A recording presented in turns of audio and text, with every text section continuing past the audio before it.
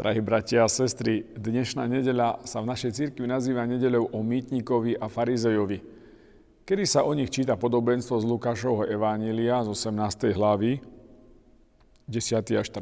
verš. Je to jedno z najnebezpečnejších podobenstiev.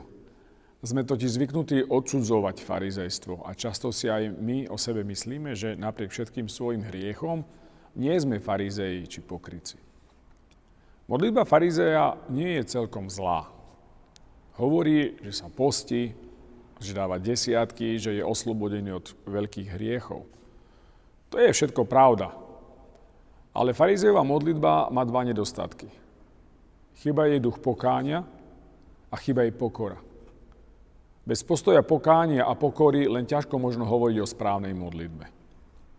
Pozrime sa, aká je modlitba mýtnika. Ten sa neodväžuje pozdvihnúť ani oči nahor. Bije sa do prs, prosí Boha, aby sa nad ním zmiloval, lebo si uvedomuje, že je hriešnik.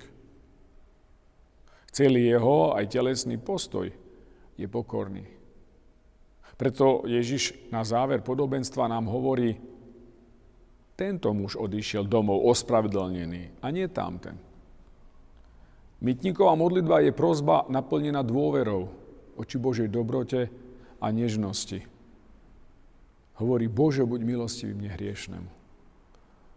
Tieto slova odrážajú úvodné slova 50. žalmu, ktorý je v podstate žalmom pokánia a ktorý sa často aj my modlíme v našich bohoslužobných textoch. Ježiš sa rozhodol vložiť tieto slova do úst mýtnika a urobiť z nich vzor aj pre našu modlitbu, ktorá je prijatá Bohom, keď máme ducha pokánia a pokory.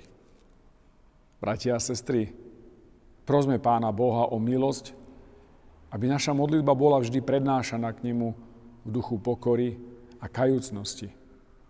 Lebo ako to hovorí Ježiš Kristus, kto sa ponížuje, bude povýšený.